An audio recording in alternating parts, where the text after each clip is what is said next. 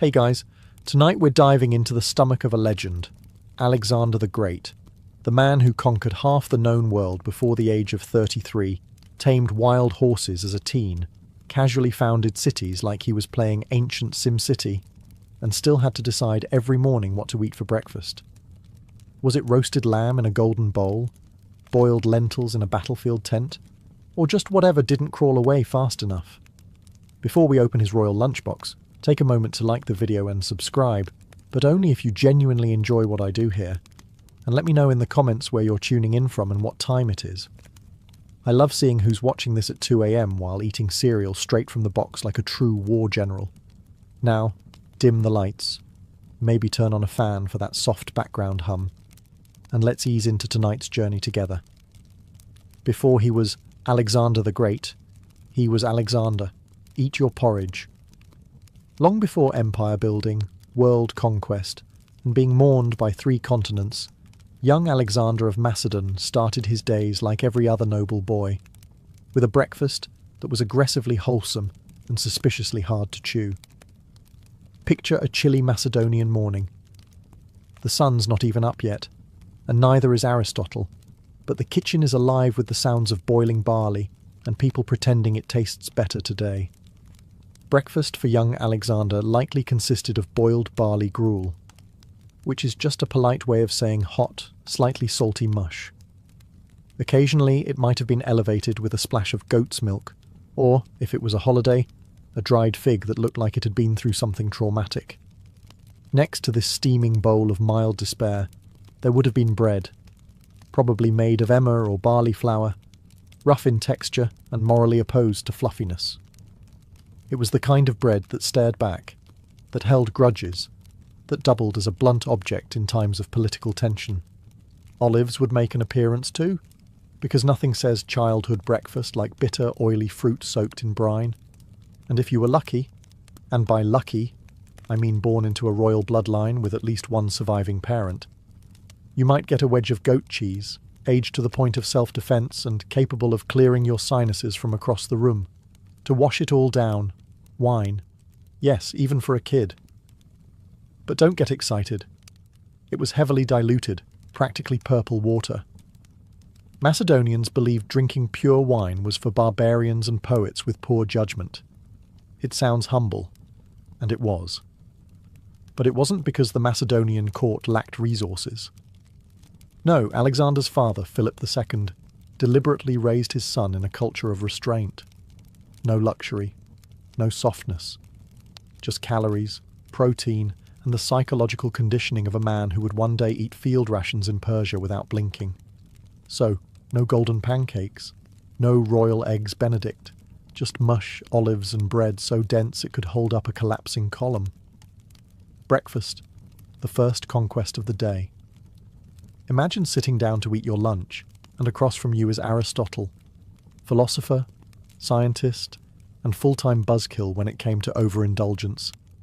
You just want to enjoy your barley bread and maybe a fig, and he's over there giving a TED talk on moderation between bites of lentil stew. Alexander, as a teenager, wasn't just learning how to swing a sword. He was trained in ethics, logic, rhetoric, and probably which foods made you too lazy to conquer Asia. Aristotle, being a disciple of Plato and a fan of balance in all things, took personal responsibility for making sure Alexander's body and mind were equally fed, though probably not equally thrilled. Meals were opportunities for character development. If you reached for a second chunk of cheese, Aristotle was likely to raise an eyebrow and casually mention how gluttony dulls the soul and thickens the wits. Fun times. But this wasn't just some uptight food shaming. Aristotle believed food played a central role in shaping leaders. Too little, and you were weak. Too much, and you were decadent. Somewhere in between, you got an empire and a tight core. It's likely Alexander learned the difference between food for fuel and food for vanity during these lessons. Simple legumes like lentils were considered good for the soul, which is impressive, considering they taste like disappointment unless aggressively seasoned. Meanwhile, anything too sweet, spicy, or luxurious was to be treated with suspicion. as if it might corrupt your morals and have you lounging in velvet by sunset. There's even some irony in how food became an educational tool. While most kids were learning the alphabet by scratching letters into wax tablets, Alexander was probably being quizzed on what Hippocrates thought about wine ratios and whether figs stimulated impure thoughts. This dietary philosophy stuck with him, even when Persian cuisine was throwing its best at him. Lamb cooked in pomegranate glaze, rice so fragrant it should have been illegal. Alexander often stuck to the basics. Bread, meat, water, maybe a few olives if things were wild. So no, lunch with Aristotle wasn't fun, but it was formative. Alexander didn't just learn how to conquer cities, he learned how to say no to seconds, and that, in ancient Macedon, was leadership. If you've ever packed a lunch with love, hope, and exactly one slice of stale bread, congratulations. You may already qualify as a Macedonian field cook. The average midday meal in ancient Macedon wasn't about flavour. It was about not fainting in the sun while shouting military slogans. Alexander's daily lunch, especially before his campaigns, would have been modest to the point of austerity. We're talking about a rough chunk of barley or emmer bread, hardened to the consistency of ceramic tile. This was the kind of bread you had to earn the right to chew, preferably with a dagger and a prayer. Accompanying this crunchy cornerstone of the meal were a few local treasures: goat cheese that travelled well but smelled like it wanted to fight you, and onions, which were practically a food group in Macedon. Onions were thought to promote strength and endurance, and, evidently, bad breath diplomacy. You might also get a small pouch of figs or dried dates, depending on the season, and whether the supply caravan hadn't been eaten by wolves. These fruits were the ancient world's version of dessert, chewy, sticky, and with a texture somewhere between leather and regret. For protein, there might be salted or dried meat, typically goat or beef, sometimes boar if they'd just raided someone fancy. It wasn't juicy, it wasn't tender. It was the kind of meat that dared you to choke on it and win. And what did they drink? If they were lucky, diluted wine. If not, lukewarm water from a leather flask, which had spent most of the day marinating in sweat and saddle dust. Refreshing? Technically. It's worth noting that Alexander ate the same food as his soldiers. He didn't send for exotic spices or request grapes peeled by hand. No. He sat in the dirt, tore off a piece of rock-hard bread, and chewed like a man trying to motivate an empire with his jaw strength alone. So when we talk about the Macedonian lunchbox, don't picture a cute bento set. Picture a burlap pouch of calories that hated you just enough to keep you alive. Functional. Brutal. Just like the man himself. Dinner with your father is already a tense affair when you're a teenager. Now imagine your father is King Philip II of Macedon, a man who juggled diplomacy, warfare, and at least 7 wives like it was a competitive sport. Welcome to mealtime at the royal table, where the food was warm and the conversations could lead to exile. Philip's dinners were likely grand by Macedonian standards, but still a far cry from Roman-style gluttony.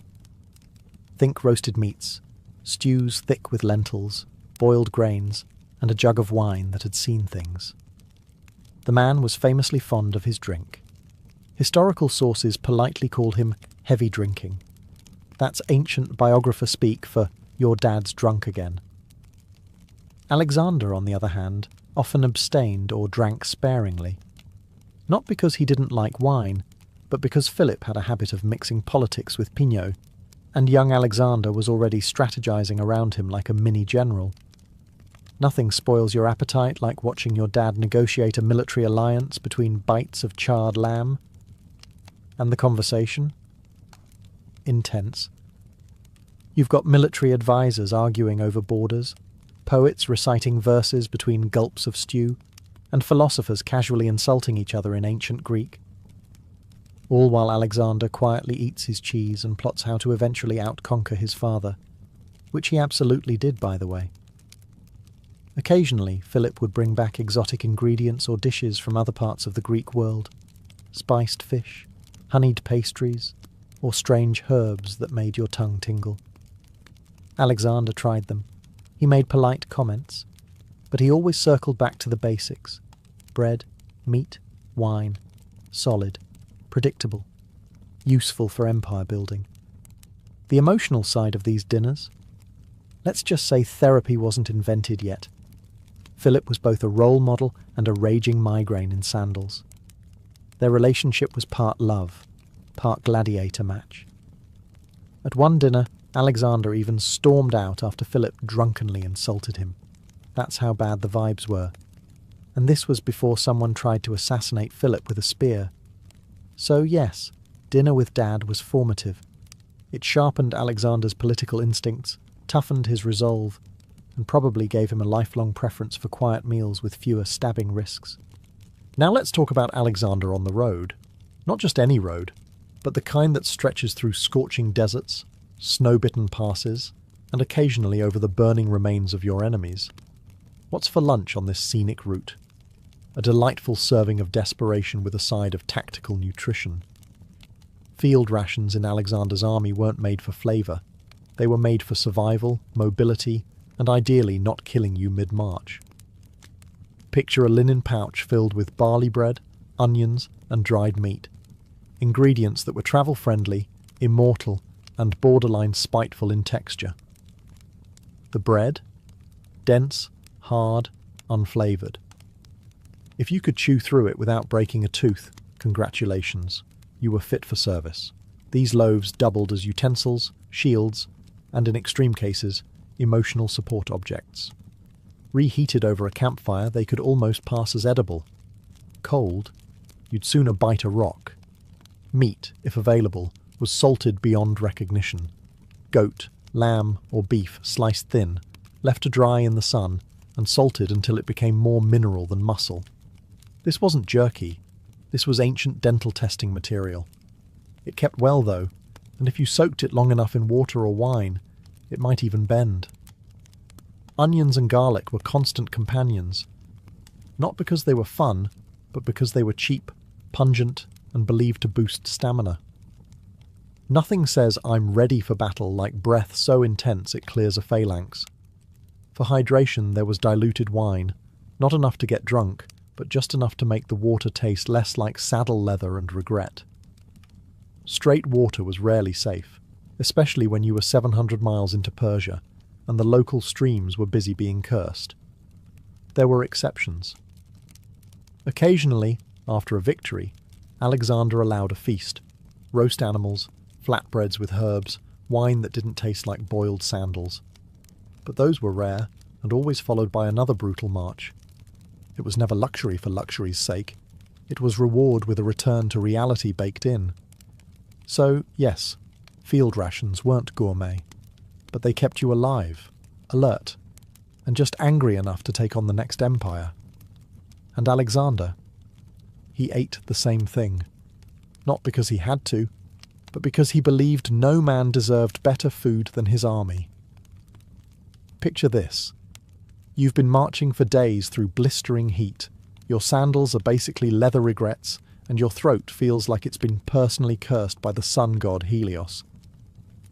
Suddenly, a soldier finds a meagre puddle. Not a spring, not a stream, just a muddy, probably frog-adjacent puddle, and scoops the water into his helmet. Now here comes the historical part. That soldier offers it to Alexander, the King of Kings, slayer of Persian armies, conqueror of worlds. And he just looks at the water, thanks the man, and then pours it onto the ground in front of everyone.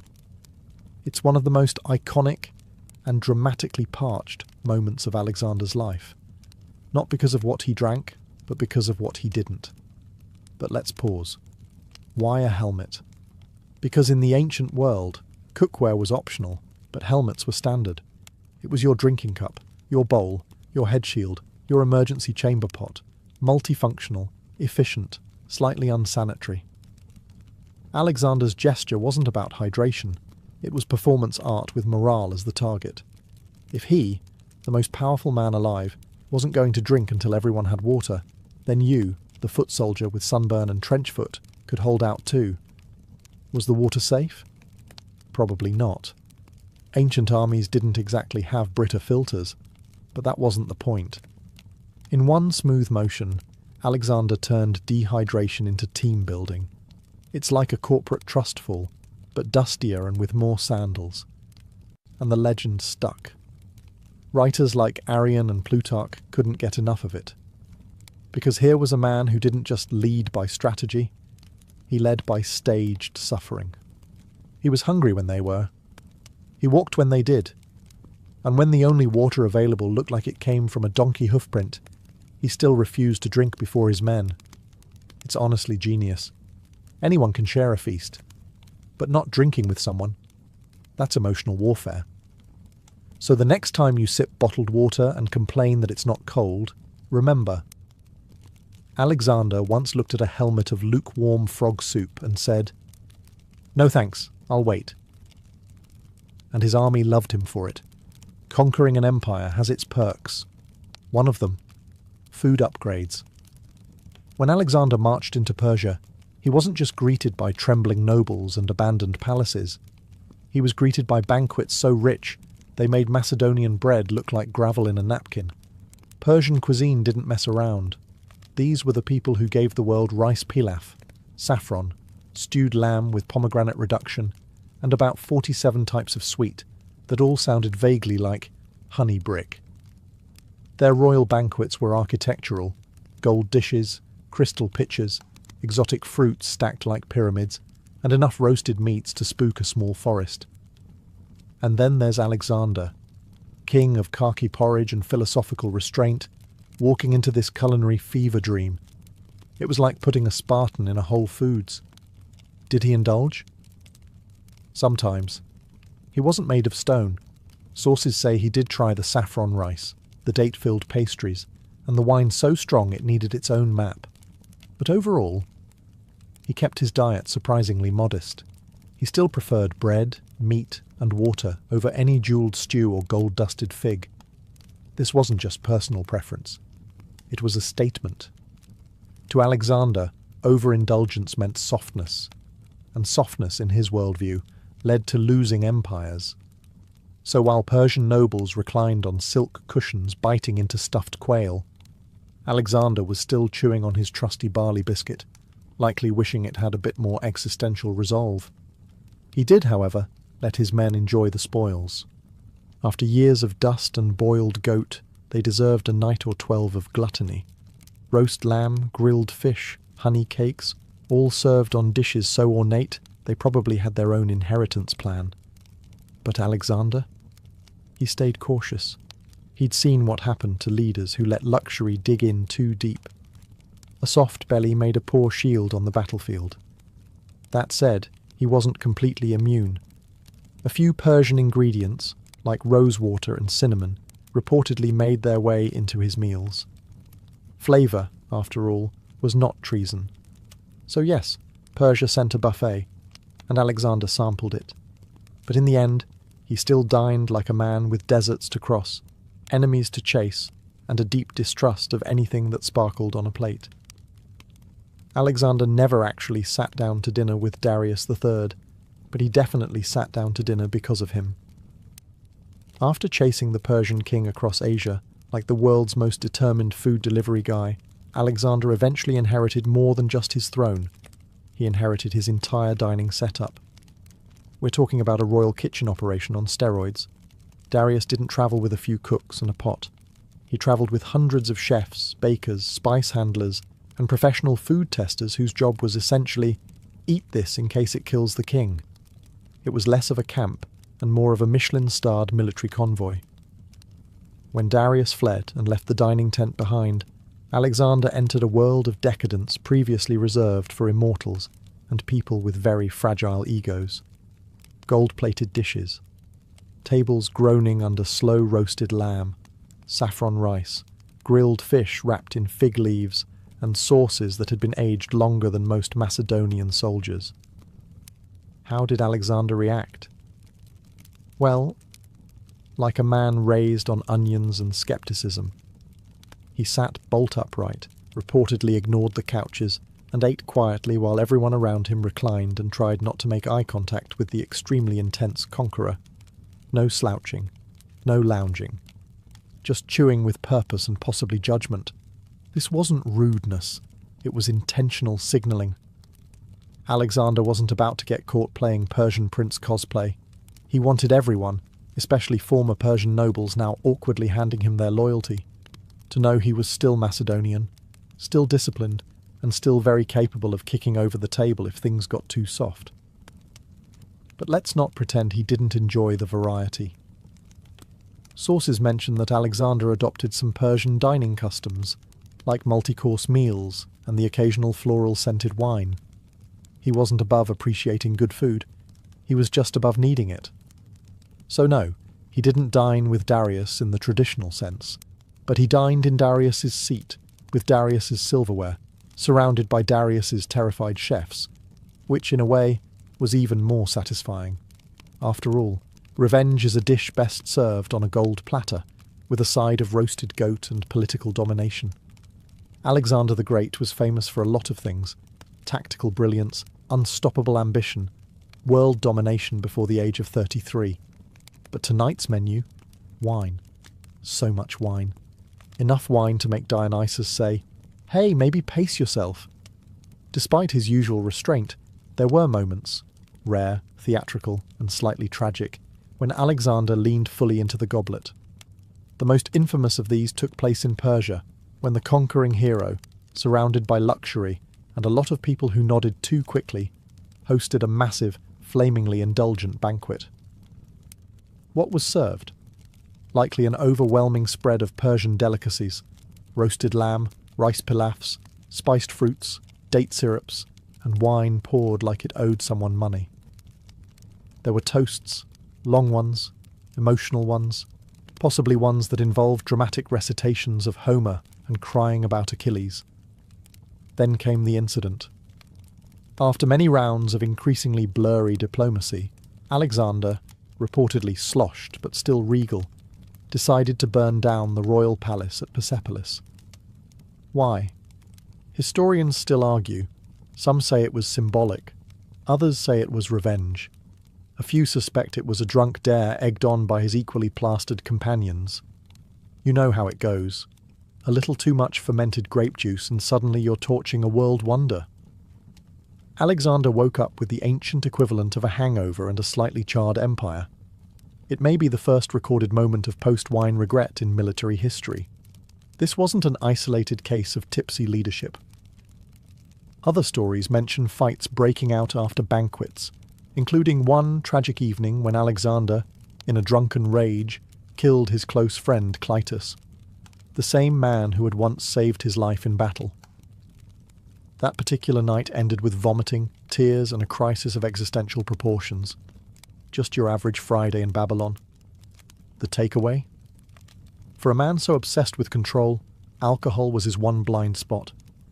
And the more success he had, the harder it was to keep the wine and the yes-men from overflowing. So, yes, Alexander drank. Occasionally too much. And when he did, he wasn't a king or a god. He was just a very drunk man with a very bad sense of scale.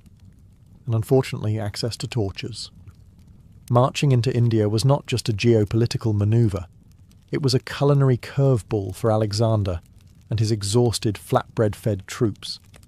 They had crossed scorching deserts, trudged through freezing mountain passes, and now, here they were, face to face with spices they couldn't pronounce and animals that looked like siege towers with tusks. Food-wise, India was a revelation. This was a land of lentils, rice, ginger, turmeric, tamarind, and enough chili-adjacent heat to turn a Macedonian soldier's helmet into a steam room. Ancient sources, albeit vague and vaguely dazzled, describe how the army encountered entirely new flavours: curries, fragrant stews, and vegetables that weren't just boiled until emotional. Alexander reportedly welcomed it. Despite his taste for simplicity, he was curious, adaptable, and just self-aware enough to know that you don't insult local cuisine while you're still technically invading. He tried their food, he respected their traditions. He did not, however, learn to cook. That remained strictly someone else's problem. His men, on the other hand, did not adjust as gracefully. Macedonian soldiers were built for meat, bread, and grumpiness. spiced lentils and strange fruits were met with suspicion, or, in some cases, public complaint loud enough to scare the elephants. Rumour has it, many soldiers began missing good old barley stew. That is, if you can call barley stew good. Then came the elephants. Not as dinner, mind you, as battlefield opponents. Alexander, always the pragmatist, probably took one look at a war elephant and said, "Okay, we're not eating that, but we're definitely hiring a few." Still, Indian hospitality came with tables full of richly flavoured dishes, goat simmered in spices, fried doughs, date desserts. Even if Alexander stuck to small portions, he couldn't ignore the overwhelming generosity. In fact, some reports claim he sent food back to his troops as a morale booster, which is ancient general speak for, "Here, try this and stop crying." Ultimately, India expanded more than just the empire's borders. It expanded their taste buds, their spice tolerance, and their emergency bathroom planning. And for a man who had once considered a salted onion lunch, this was growth. You can conquer Persia, march through Egypt, cross into India, and dine with kings, but eventually, the lentil always finds you. For Alexander, no matter how far he wandered, or how many golden feasts were laid before him, he kept circling back to the culinary equivalent of a shrug: boiled lentils. Humble, unpretentious, and textured somewhere between mushy gravel and warm skepticism, lentils were his dietary North Star. Now, was this because he loved lentils? Probably not. No child dreams of one day ruling the world while munching on lukewarm legumes. But lentils were practical, nutritious and, most importantly, politically neutral. They didn't scream luxury, didn't stir envy, and didn't cause diplomatic incidents. They were just there, like sandals, or your most loyal but boring advisor. In a world of exotic foods and dangerous banquets, lentils were safe. They didn't come from suspicious sources, they didn't require translation, and they certainly didn't lead to palace arson. See Wine, Chapter 9. For a ruler who slept with a dagger under his pillow, this was ideal cuisine. Historically, lentils had long been a staple in the Greek and Macedonian diet. High in protein, easy to store, and cookable with just a pot, fire, and low expectations. Add a little vinegar or oil, maybe some crushed garlic if you're feeling fancy, and voila, the ancient version of "I'm too tired to cook." Some sources suggest that even in Babylon, with access to every spice, roast, and delicacy imaginable, Alexander still requested simple meals. And lentils, of course, made the shortlist. It wasn't a punishment. It was philosophy. A nod to discipline. And maybe a subtle flex. I could eat honeyed quail wrapped in gold leaf, but I choose mushy brown pulses. It's also likely that lentils reminded him of home, of training in the Macedonian hills, of dinners with Aristotle where the food came with moral lessons, and of military camps where the only thing consistent was the sound of chewing something slightly tragic. So yes, the lentil returned. Not with a fanfare, but with a quiet plop into a wooden bowl. And Alexander, emperor of half the known world, picked up his spoon and ate. Because even greatness needs fibre. When you think of royal snacks, you might imagine grapes peeled by trembling servants, or delicate pastries served on silver trays, while a harpist plays something emotionally complex in the background. But for Alexander the Great, snacking wasn't quite so cinematic. Most of the time, snacks were consumed while riding horseback, overseeing a siege, or casually redrawing the boundaries of the known world. So convenience was key. Snackability was measured not by flavour, but by whether it could survive being dropped in a saddlebag, stepped on by a horse and still be technically edible. Enter dried figs, olives, roasted chickpeas, nuts, and hunks of aged goat cheese so firm they could double as projectiles.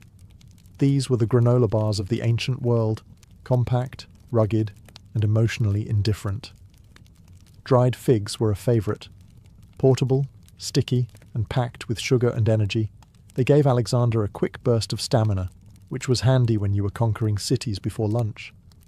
Olives were salty, oily, and known to stain your tunic at inopportune diplomatic moments. But hey, electrolytes. Roasted chickpeas, meanwhile, were the popcorn of antiquity. Crunchy, satisfying, and plentiful, though tragically unbuttered. And nuts, especially almonds and walnuts, provided protein, fat, and something to chew on while debating whether to cross another mountain range. Alexander's commanders likely carried similar fare, sometimes wrapped in cloth or stored in small leather pouches. No Tupperware, no airtight bags. Just dust-covered finger food handed around between sword fights. And of course there was always road dust. Not intentionally consumed, but practically unavoidable. Everything had a layer of it: the bread, the meat, the figs. There's a reason ancient armies were lean. They were constantly chewing on sand and pretending it was seasoning. Some accounts even suggest that Alexander, despite having access to finer things, often chose to eat like his soldiers. He didn't want to appear distant or pampered. And snacking on goat cheese while sitting on a rock with your men? That's ancient military relatability 101. So no, royal snacks weren't decadent. They were durable, functional, and flavoured mostly by the environment, which for Alexander tasted like ambition, road grime, and the occasional fig. Every empire has its moments of culinary excess, and Alexander's conquests were no exception. While his daily meals were often practical and ascetic, there were occasional banquets, particularly after victories, where things went weird. Not pass the salt weird. More like, is that a fire-breathing dancer? Weird. Victory feasts were diplomatic theatre meets calorie binge. You'd have Persian nobles trying not to weep into their golden napkins, Macedonian soldiers wondering if honeyed lizard was a joke, and Alexander sitting at the head of it all, attempting to keep things from descending into interpretive wine-fueled warfare. These banquets were filled with roasted animals too large for one table, bowls of pomegranate-drenched rice, pastries shaped like birds, and wine poured by men wearing more jewellery than clothes. There were also live performances, music, poetry, acrobats, possibly an elephant or two doing something symbolic and vaguely threatening. But the real chaos came with the toasts. In Macedonian tradition, drinking wasn't just encouraged, it was practically weaponized. Men would try to out-toast one another in volume of wine, and emotional monologue.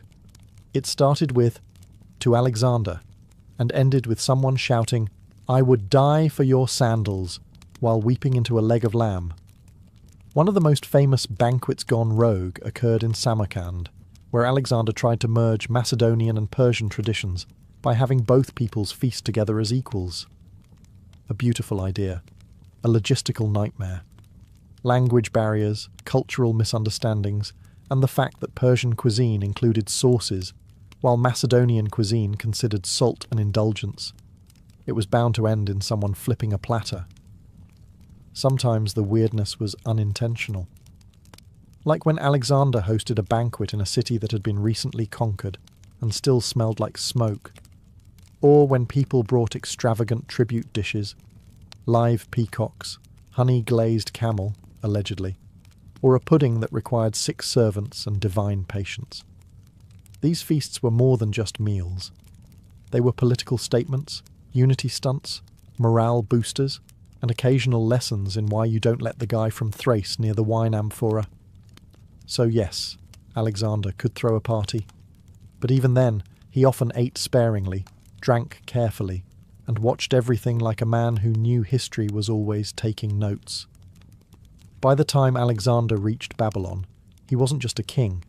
He was a global brand, with a diet that now included elements from Greece, Persia, India, and whatever that thing was, they roasted in Bactria. Babylon, of course, rolled out the red carpet.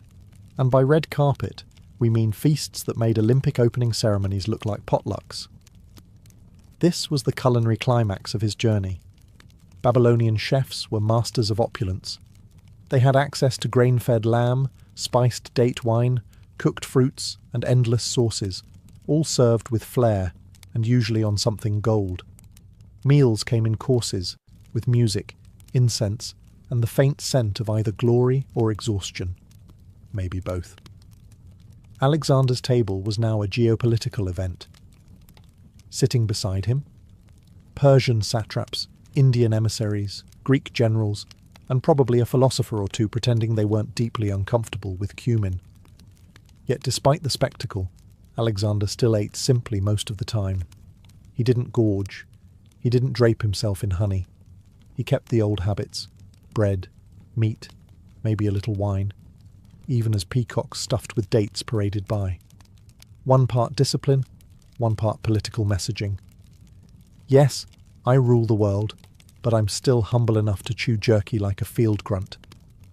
And then came the final feast.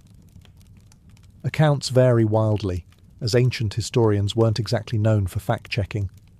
But most agree Alexander attended a massive banquet, possibly in honour of a god, a friend, or just surviving another Thursday.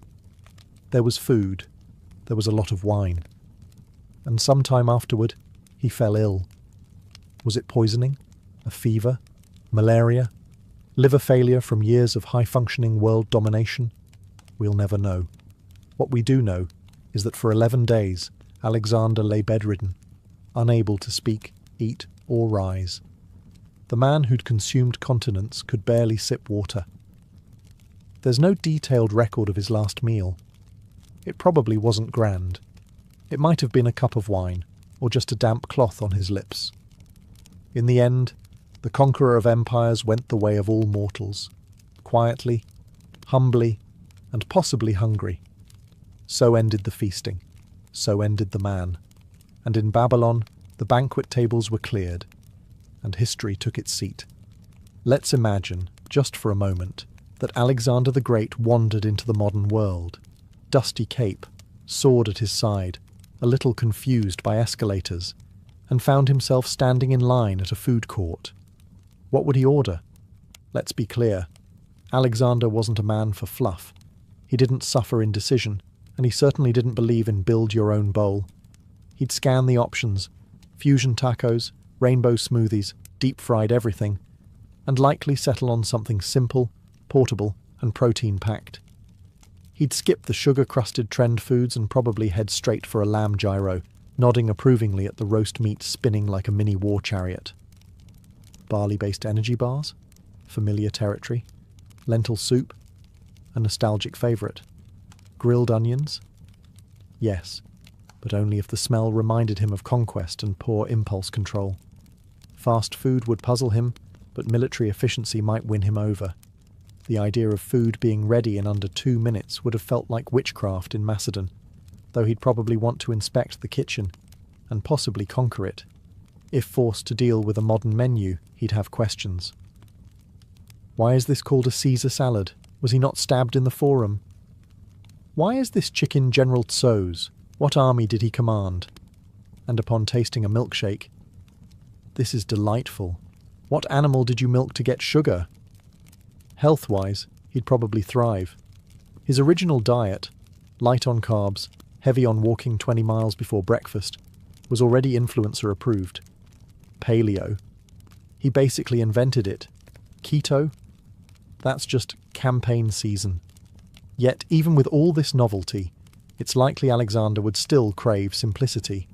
A flatbread, some roasted meat, a cup of wine, mixed, of course, because he wasn't a barbarian. No glittery cupcakes, no avocado toast. Definitely no food served in a mason jar.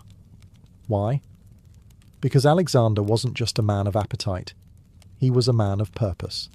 Food was fuel, a tool. Occasionally a morale booster, but never the main event. So if you ever find yourself debating what to order while feeling deeply indecisive, just ask yourself, would Alexander eat this? Or would he annex it? And suddenly, that lentil wrap might not look so boring after all. In the waning days of the ancient world, when the Mediterranean's greatest minds still gathered beneath colonnades and argued over the nature of the cosmos, a woman named Hypatia stood at the centre of it all. Born around 360 CE in the intellectual melting pot of Alexandria, she was not supposed to lead, not according to the customs of the time. Yet there she was, not just participating in philosophy and science, but excelling in them. Her father, Theon, was a respected mathematician and philosopher associated with the Great Museum of Alexandria, a centre of learning that still echoed the fading legacy of the once mighty library. But while most fathers taught their sons to read and ride, Theon went all in on his daughter. He trained Hypatia in arithmetic, geometry, astronomy, and Platonic philosophy. She didn't just memorize theories, she questioned them, debated them, and taught them. By the time she reached adulthood, Hypatia had outpaced her father in both intellect and influence. Her lectures drew students from across the empire, pagans, Christians, skeptics, and zealots alike. She taught openly in the streets and lecture halls, wrapped in her philosopher's cloak, commanding attention not with authority but with clarity. She explained celestial motion, conic sections, and the properties of numbers with such brilliance that people described her as nearly divine. And this was not some cloistered scholar hidden in dusty rooms. Hypatia moved freely through the male-dominated world of late Roman Egypt, offering counsel to city officials and even Roman governors. She embodied the old world, the classical world, one that was slipping fast beneath the tides of religious transformation and imperial instability. But Alexandria was no longer just a city of books. It was also a battleground of faiths, Christianity rising, paganism waning, and politics becoming more dangerous than any equation.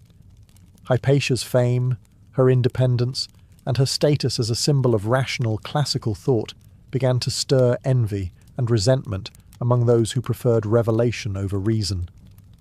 Still, in those early years, she was untouchable. Hypatia was the final light of a fading era, a woman revered not because she fit into the world of men, but because she rose far above it. In an age when women were expected to marry, bear children, and stay far from the lecture halls, Hypatia did something profoundly subversive. She chose the life of the mind. And more importantly, Alexandria let her. Sort of. Her presence was radical, but her intellect made it hard to argue with her. Hypatia didn't claw her way into intellectual circles, she was invited. Her mastery of mathematics and astronomy placed her at the forefront of Neoplatonism, a philosophical movement blending the teachings of Plato with elements of mysticism. Think lofty ideas about the soul's journey, the nature of ultimate reality, and the ladder between the material and divine, all delivered with geometric precision. Hypatia's lectures weren't just academic snooze-fests either. Her reputation was magnetic. Students came not just from Alexandria, but from all corners of the empire, eager to sit at her feet. Many of them were upper-class Roman men who, paradoxically, learned about logic and discipline from a woman whom their own societies would have silenced. She taught publicly, not in secret. She rode through the city in her philosopher's cloak, commanding attention in forums and amphitheatres, often giving speeches in front of mixed crowds. It wasn't just her knowledge that captivated. It was her character. Hypatia was famously ascetic, uninterested in wealth or pleasure. She remained unmarried, perhaps deliberately, to maintain her independence and philosophical purity.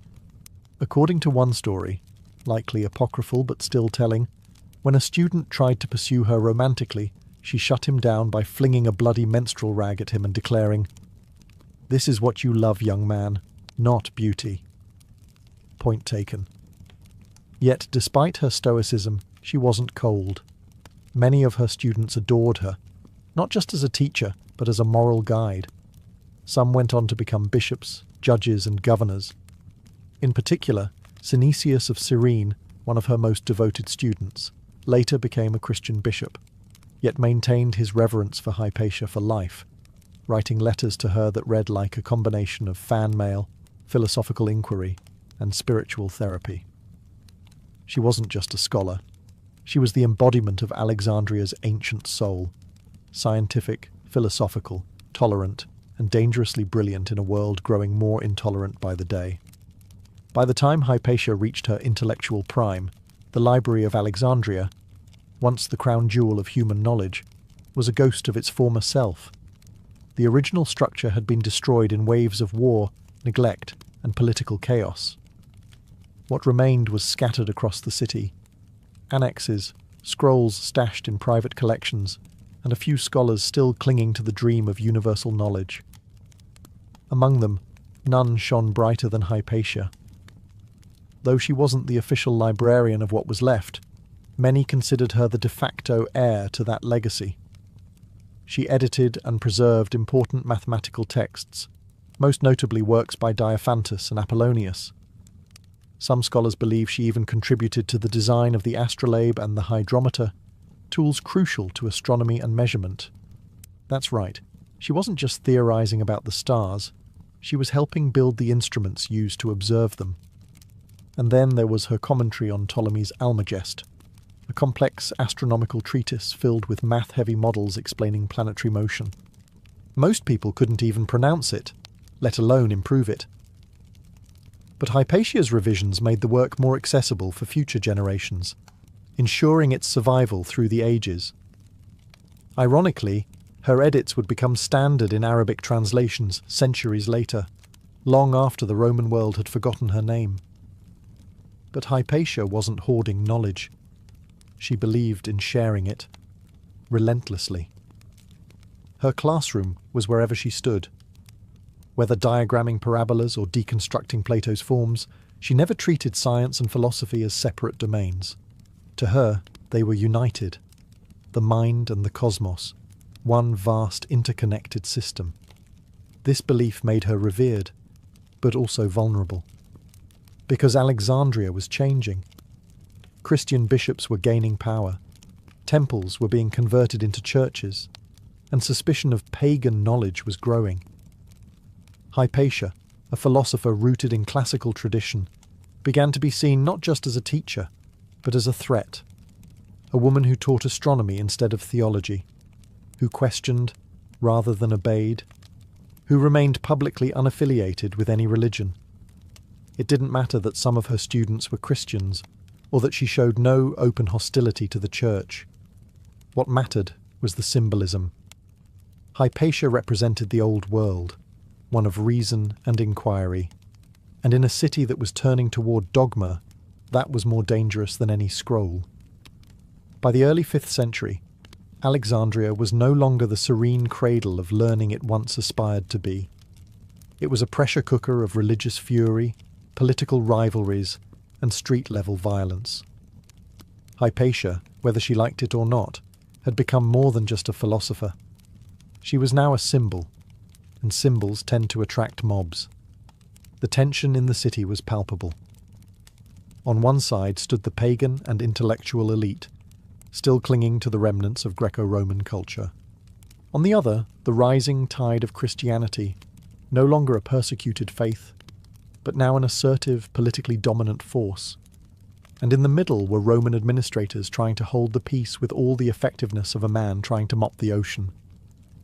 The newly appointed Christian bishop of Alexandria, Cyril, was ambitious, influential, and eager to cement the church's authority over the city.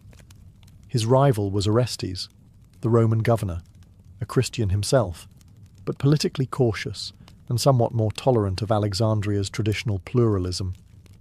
The two men loathed each other, and in that boiling cauldron of hostility, Hypatia, unintentionally, became a lightning rod. She had the respect of Orestes, often serving as a trusted advisor, but she remained staunchly neutral in religion, refusing to convert, refused to take sides, and refusing to disappear. That, in a time when neutrality was seen as betrayal, was a problem. The Christian population, particularly its more militant factions, began whispering that Hypatia was the reason Orestes and Cyril were locked in conflict, that she was casting spells, manipulating politics with pagan sorcery, holding Alexandria back from its Christian destiny. It was, of course, nonsense. But when a city is drunk on zeal and blood, nonsense spreads faster than reason. At the same time, a group known as the Parabolani, essentially religious enforcers, or monks with muscles, were gaining influence under Cyril. Originally created to tend to the sick and bury the dead, they increasingly resembled a paramilitary force, enforcing church authority on the streets. And there was Hypatia, brilliant, independent, respected by Roman power, unrepentantly pagan in her worldview, calmly riding her chariot through town like she didn't have a target painted on her back. But in Alexandria's new order, no one stood above the crossfire for long. Cyril of Alexandria did not come to power with meek intentions. Succeeding his uncle Theophilus as bishop in 412 CE, Cyril inherited a church ready to dominate, and he had no interest in being merely a spiritual leader. He was a man who wielded theology like a sword and politics like a dagger. And Alexandria, fragmented by ideology, was the perfect place to wage his campaign. Cyril's mission was twofold: to root out heresy and to assert the supremacy of the church over civil authority, and he wasted no time. He closed Novatian churches, expelled Jews from the city, and expanded his influence over both the pulpit and the street. His sermons didn't just inspire, they mobilized. He knew the power of spectacle, of aligning divine rhetoric with physical force, and the Parabolani, that unofficial militant arm of the church, became his boots on the ground. Naturally, this didn't sit well with Orestes, the imperial governor. Though a Christian, Orestes upheld Rome's long-standing policy of religious tolerance. He resisted Cyril's aggressive moves, particularly those that infringed upon civil law. Their relationship went downhill faster than a marble rolling down a temple staircase. Orestes tried diplomacy. He tried containment. What he got in return was violence, when a Christian mob attempted to assassinate him, hurling stones during a public address, and one monk, Ammonius, was arrested and executed for the attack. Cyril hailed him as a martyr. The rift was now an open wound, and caught in this high-stakes power struggle was Hypatia, respected by Orestes, resented by Cyril's followers, and impossible to ignore. She wasn't overtly political, but her intellect and influence made her a threat. Her very existence undermined the idea that wisdom flowed only through the church. A woman, a pagan, an astronomer, and a close advisor to Cyril's greatest political enemy. It didn't matter that Hypatia had no army, no ambition for office. In a city where theology and power were now indistinguishable, neutrality was the most dangerous position of all. And Cyril's silence on the growing whispers against her would prove deafening. Because in Alexandria, when people start pointing fingers at witches, it's only a matter of time before someone lights the fire. By 414 CE, Alexandria had become a city where truth was no longer required for conviction, only suspicion and a crowd. Hypatia, once celebrated across the empire as a philosopher of unmatched brilliance, was now being recast in darker tones by her enemies. Whispers spread like plague that she was a sorceress, that she kept Orestes under her spell, that she was plotting against the church. None of it had any factual basis, but facts were no longer fashionable. Much of the propaganda against Hypatia played on her visibility. She was a public figure, riding in her chariot, teaching in the open, consulting with high officials. That sort of confidence, in a woman, no less, offended the rigid worldview taking root among Alexandria's religious hardliners. To them, Hypatia represented everything that was wrong with the old world. She was female, philosophical, and defiantly unconverted. Rumours claimed she worshipped demons, that she practiced dark arts, that her astrolabes were magical instruments used to bend the will of men. In reality, they were just scientific tools. But science, in an age gripped by religious extremism, can look an awful lot like sorcery to those who don't understand it, or don't want to. One story even accused her of preventing reconciliation between Orestes and Bishop Cyril. The logic was as follows: Hypatia advised Orestes, Orestes opposed Cyril, therefore Hypatia must be the root of the conflict.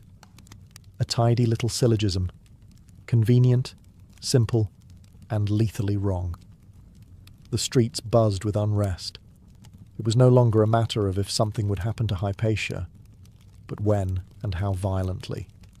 The Parabolani, once caretakers of the poor, had fully transformed into zealots itching for a cause. And the city's Christian majority, already primed to see Hypatia as a dangerous pagan witch, needed only the faintest nod to act. That nod never came publicly from Cyril. He was too careful for that. But his refusal to condemn the rumours, to quell the hysteria, to publicly defend a woman he surely knew was innocent, spoke volumes. Silence, after all, is just another kind of signal. And so the trap closed slowly, invisibly, around Hypatia, not with chains, but with whispers and pointed fingers. The kind of prison you never see until it's too late. It happened in the spring of 415 CE. Hypatia, now in her mid-50s, still rode her chariot through Alexandria's streets, still taught her students, and still dared to exist in defiance of the narrative her enemies had crafted. She likely knew the danger. The glances had turned hostile, the whispers sharper, and the atmosphere thick with menace. But she carried on, a living rebuke to fanaticism. And then one day, they came for her. It wasn't an organised trial or an official execution. It was a mob, frenzied, righteous, and brimming with hate, led by the Parabolani and allegedly stirred by a man named Peter, a reader in the church. They intercepted her in the streets. She was dragged from her chariot, stripped of her clothing, and hauled into a church building. A sacred space turned into a butcher's den. What happened next is difficult to describe without flinching. Contemporary accounts, particularly that of the historian Socrates Scholasticus, say the mob murdered her with roof tiles or oyster shells, flaying the flesh from her bones.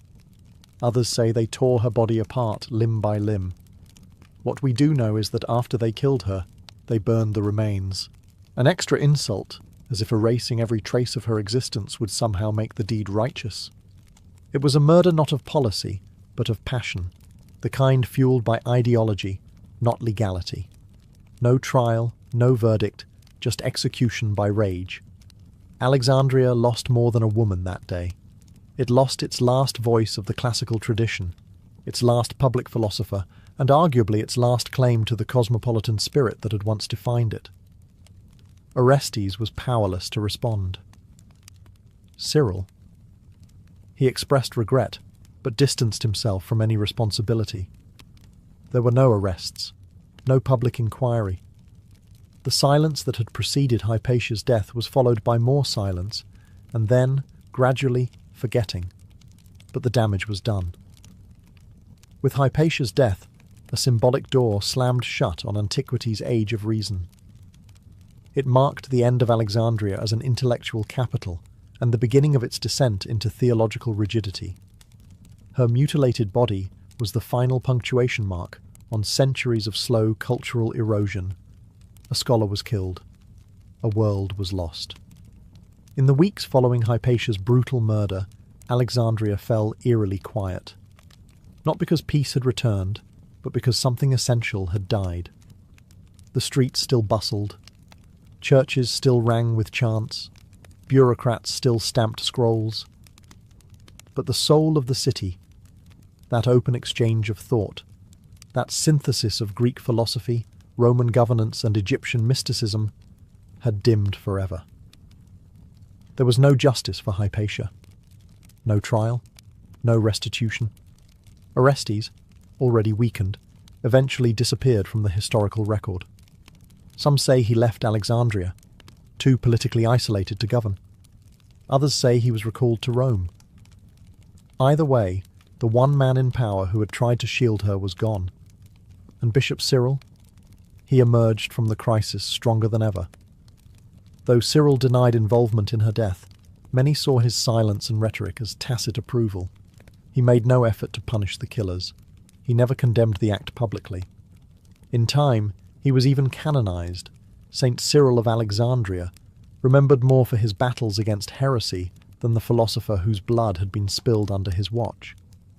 As for Hypatia, her legacy was swiftly buried, not just physically, but intellectually. Her name was scrubbed from many records. Her writings were lost, her teachings attributed to others, her contributions to mathematics and astronomy scattered across history, with faint traces of authorship. In the blink of a historical eye, one of the most brilliant minds of late antiquity was turned into a whisper. But whispers linger. Centuries later, Hypatia's story began to resurface.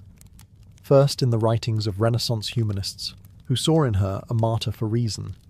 Then in Enlightenment salons, where she became a symbol of intellectual freedom suppressed by dogma. By the 19th and 20th centuries, she was elevated once again. The woman philosopher, the last guardian of Alexandria's ancient wisdom, a tragic figure whose death marked the twilight of classical civilization. Still, what we know about Hypatia today comes largely from the accounts of men. Students like Synesius, historians like Socrates Scholasticus, and chroniclers from a later time trying to piece together a shattered mosaic. The woman herself? Her voice was silenced.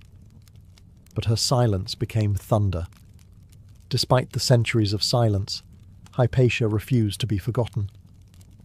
Her name, once nearly erased, resurfaced in every age that questioned authority and valued the pursuit of truth. She became more than a historical figure. She became a symbol. Not just of a murdered scholar, but of an idea. That reason must stand its ground, even when the world turns violent. During the Renaissance, thinkers rediscovered her story and held her up as a martyr to ignorance. In the Enlightenment, philosophers and skeptics pointed to Hypatia as proof of what happens when religion crushes inquiry. Voltaire wrote of her with fury, portraying her death as the final nail in the coffin of classical learning. She was cast as a tragic heroine in plays, poems, and later novels. Often exaggerated, yes, but always admired. In modern times, her story has inspired scientists, feminists, and secularists alike. To mathematicians, she's one of the earliest recorded women in the field, a forerunner to those still fighting for representation in STEM today. To women in philosophy, she's an ancient pioneer, one who didn't just participate in intellectual life but helped shape it. And to humanists, she's a stark reminder of how fragile knowledge can be when confronted by fear. But Hypatia's legacy is more than symbolic. Though most of her written work has vanished, scholars suspect her influence remains embedded in the survival of Greek mathematical texts. Her editions and commentaries likely became the versions that filtered into Arabic and later European scholarship. So even in silence, her fingerprints remained on the instruments of learning. There's a profound irony in that. The mob that tore her apart sought to destroy not just the woman, but everything she stood for. And yet, Hypatia endured. Not in temples or churches, but in the minds of generations who refused to let her name vanish. Today, statues bear her likeness, schools carry her name, and thinkers from all walks of life invoke her memory when the world begins to slip into ignorance. She stands not just as the last light of Alexandria, but as a challenge to each of us, to speak clearly, think boldly, and never cower before the mob. Because truth, like Hypatia, may bleed, but it does not break. Beneath a quiet stretch of the Italian Alps, just 30 miles from Turin, lies a secret that defies belief.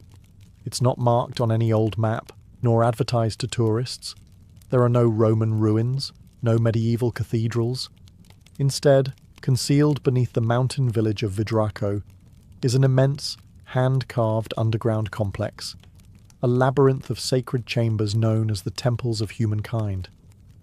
And for nearly 2 decades, no one outside a small spiritual community even knew they were there. This isn't some minor cave with a few frescoes. The temples stretch across 5 levels, connected by passageways, spiral staircases, and domes that could rival the architecture of great cathedrals.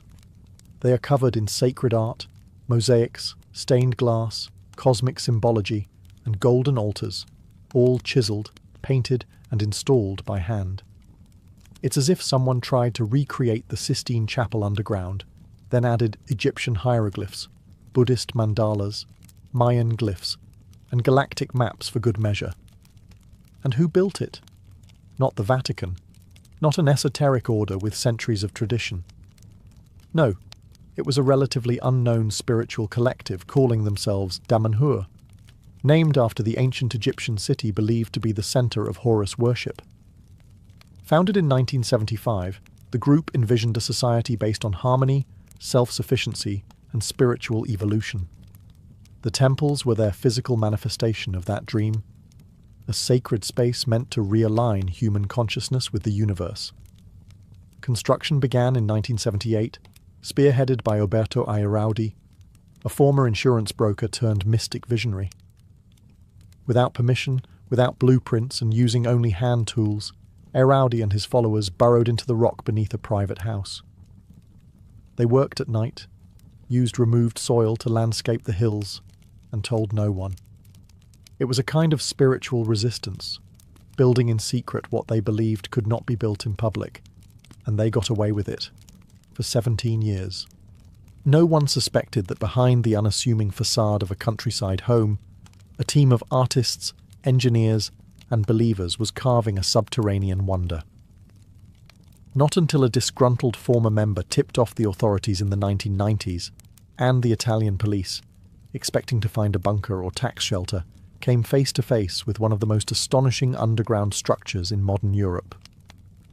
The temples of humankind didn't appear out of nowhere. They were the result of a grand, highly unconventional vision born in the mind of a man named Oberto Airaudi, later known to his followers as Falco.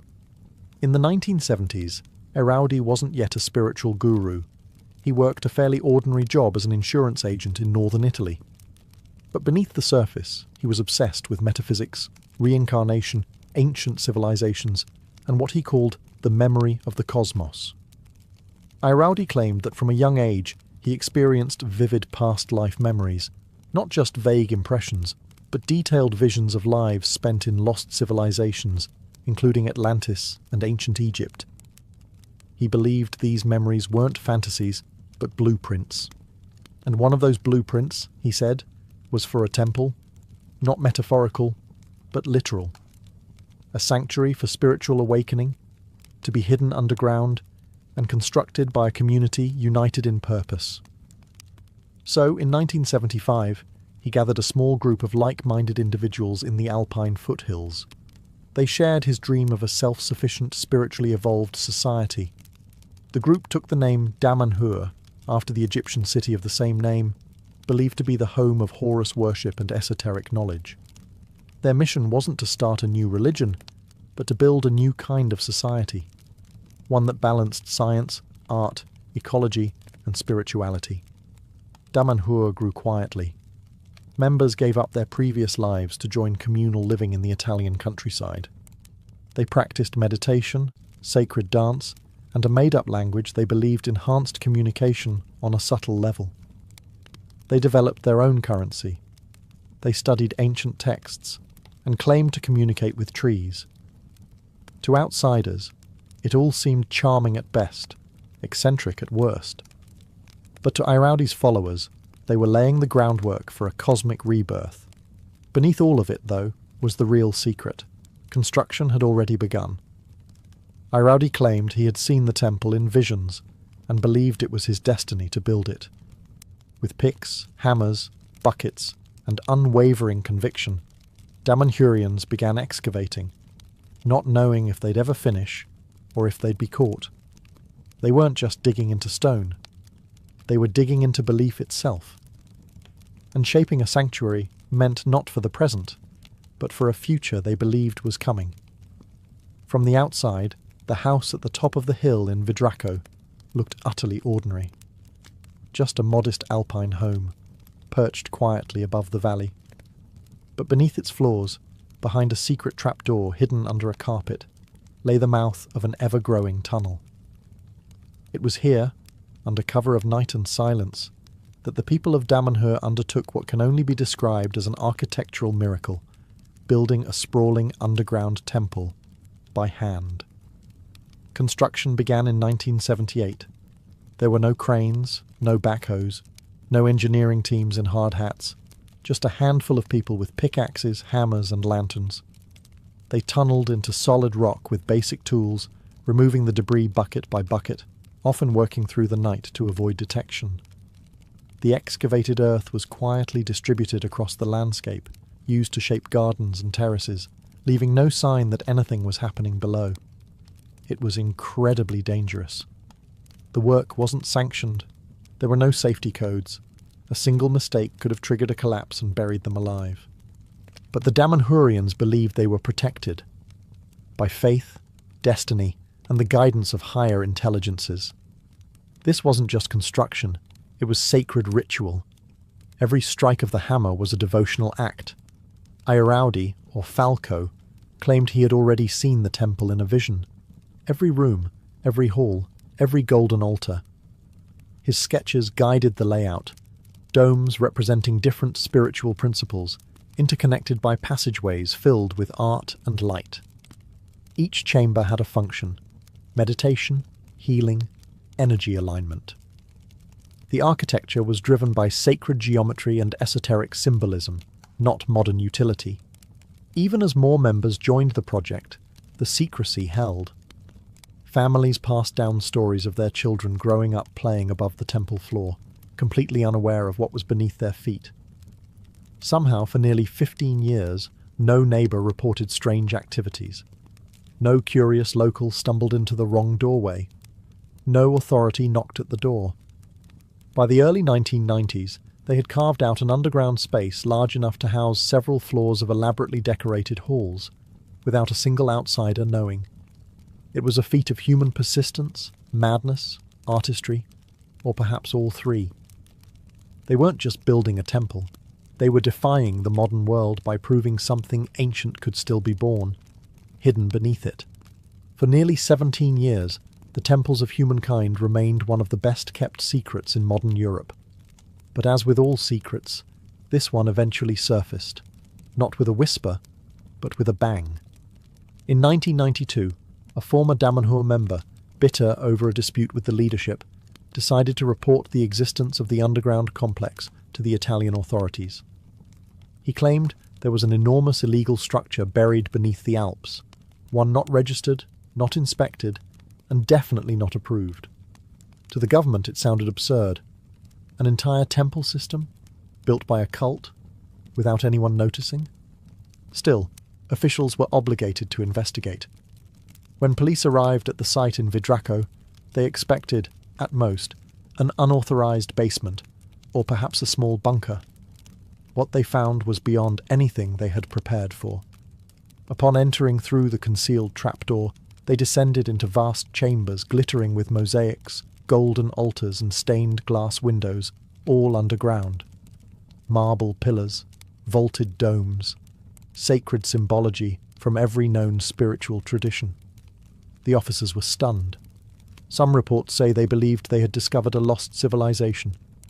The sheer size and artistry of the temples defied logic. This wasn't just a secret room. This was a multi-level architectural wonder carved out of bedrock, hidden in plain sight. News of the discovery spread quickly, and public reaction was a chaotic mix of fascination, outrage, and bureaucratic panic. The Italian government, initially alarmed, issued an immediate stop-work order and threatened to seal the complex permanently. After all, no permits had been filed, and there were serious concerns about structural safety. But something unexpected happened. Instead of recoiling in fear or ridicule, the public was intrigued. Photos of the chambers, particularly the Hall of Mirrors and the Blue Temple, began circulating in Italian newspapers. People were captivated. Who were these people? How did they build this? And why? Damanhur, now facing extinction or acclaim, chose to open its doors. They invited officials, journalists, even skeptical scientists, to tour the temples. And what they saw was undeniable. Not the work of a cult, but a monumental artistic and spiritual endeavour. In trying to bury their vision, Damanhur had created a marvel. And now the world wanted in. Once the cat was out of the cosmic bag, there was no going back. With the threat of demolition looming, the Damanhur community made a bold choice: complete transparency. Rather than deny or hide their creation, They invited the world inside. It was a calculated risk, but it paid off spectacularly. Journalists, archaeologists, engineers, and even skeptical government officials were escorted down into the mountain to see what had been carved beneath their feet. And what they found was less secret cult lair and more underground Vatican meets Gordy's subconscious. There was the Hall of Mirrors, a massive chamber with mirrored walls, stained glass ceilings, and tiled floors that reflected light like a kaleidoscope of energy. There was the Hall of Earth, shaped like a chalice, dedicated to the feminine principle and ancient earth goddesses. Each temple was designed with precision, not only artistically but energetically, aligned with what the Damanhurians believed were synchronic lines, cosmic pathways of energy crisscrossing the earth. The architecture was built to resonate with these lines, amplifying their effects and turning the space into a kind of spiritual engine. Italian authorities, now facing public fascination and media buzz, had a problem on their hands. Yes, the temples were technically illegal, but demolishing them would mean destroying a modern artistic marvel that had captured the public's imagination. In a rare twist of bureaucratic mercy, the government chose to regulate instead of erase. Rather than shut the complex down, they allowed Damanhur to retain ownership under strict safety and preservation guidelines. Engineers reviewed the structural integrity. Historians catalogued the symbolism. Artists simply stood in awe. By the mid-1990s, the temples of humankind had been transformed from a forbidden mystery into a cultural phenomenon. The group launched guided tours and spiritual retreats. Filmmakers and photographers documented the halls. Critics remained, of course, but curiosity far outweighed condemnation. What had once been hidden was now open to the world. And in a strange reversal, the very secrecy that once protected the temples had become their greatest marketing tool. People didn't just come to see art. They came to stand inside a miracle that wasn't supposed to exist. The mountain had kept its secret. Now, it whispered it to everyone. To the untrained eye, the temples of humankind might seem like an eclectic art project gone off the rails, all colours, symbols, and cosmic flair. But to the Damanhurians, every square inch has purpose. This wasn't just a sacred space, it was a machine for consciousness, a metaphysical tool designed to amplify spiritual energy, awaken latent human potential, and realign humanity with the cosmos. At the core of Damanhur's philosophy is the belief that Earth is crisscrossed by synchronic lines, energetic currents similar to ley lines or acupuncture meridians. These lines, they say, connect powerful sites across the planet: the pyramids, Stonehenge, Machu Picchu, and now the underground temples in Vidraco. The temples were not randomly placed. They were intentionally built at the intersection of these lines, making them, in Damanhurian logic, a sort of interdimensional charging station. Each chamber within the temples reflects a different spiritual concept. The Hall of Water, for instance, is dedicated to past lives and emotional healing. The Hall of Spheres is considered the temple's energetic nucleus, a place intended to communicate with higher intelligences and distant civilizations. No, not metaphorically. The Damanhurians genuinely believe that consciousness exists beyond Earth, and that the temples act as a beacon. It's not just symbolic. The community incorporates sound, geometry, and material resonance into the architecture to activate these energies. Walls are embedded with copper coils. Quartz crystals are positioned to reflect frequencies. Every element, from colours to symbols to materials, is chosen based on how it resonates with human consciousness and planetary harmonics. Visitors often describe strange experiences, feeling waves of energy, hearing unexplained tones, or entering altered states of awareness. Whether placebo or power grid, the temples do seem to have an effect. Even skeptical scientists have noted unusually strong electromagnetic activity in some chambers. But for the Damanhurian faithful, science only confirms what they already know. This is a living temple, one that interacts with intention, emotion, and thought. It is a bridge, not just between Earth and the stars, but between what we are and what we could become. In their eyes, the temples of humankind are not a relic of the past, but a prototype for the future. While the underground temples are the most visually spectacular part of Damanhur, they are only one piece of a much larger spiritual experiment. Above ground, the Federation of Damanhur functions as a kind of intentional micronation, complete with its own constitution, currency, schools, and even timekeeping system. That's right. They use their own calendar, which started in 1975, the year the Federation was founded. In Damanhurian reckoning, we are currently in year 50-something. The community is organized into eco-villages, each with a specific purpose: farming, arts, research, healing, or temple work. Daily life blends the mystical with the mundane. Residents grow their own food, participate in group meditations, and meet for weekly social alchemy sessions, designed to align the individual's spiritual progress with the group's collective evolution. At its peak, Damanhur boasted over 1,000 members from more than 30 countries. Newcomers don't just join casually. They undergo an initiation process and are encouraged to live communally, give up some personal possessions, and contribute their skills to the collective. Professions range from sculptors to software developers. Everyone is expected to contribute to the whole. Education plays a huge role in Damanhurian life. Children are taught not only math and language, but also sacred geometry, ancient mythology, and energy awareness. There's even a Damanhurian university, offering courses in esoteric sciences, spiritual physics, and alternative healing methods. If it sounds like Hogwarts with solar panels, you're not far off. At the philosophical centre of it all is the idea that divinity exists in all things, and that humanity's purpose is to awaken to its role as co-creator with the universe.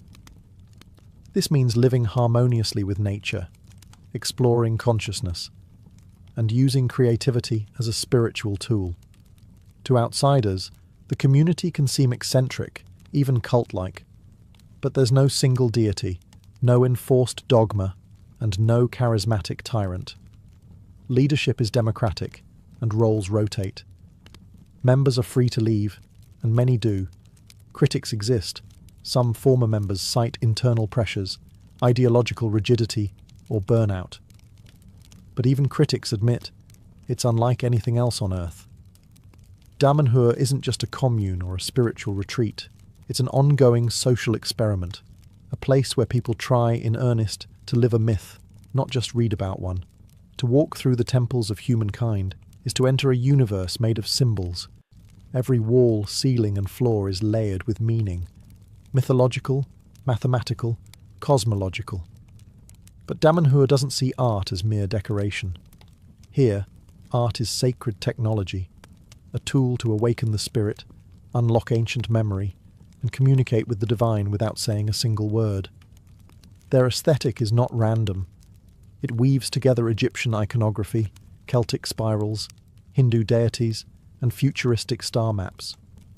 One chamber might depict the Eye of Horus, while another features stylized DNA strands or planetary alignments.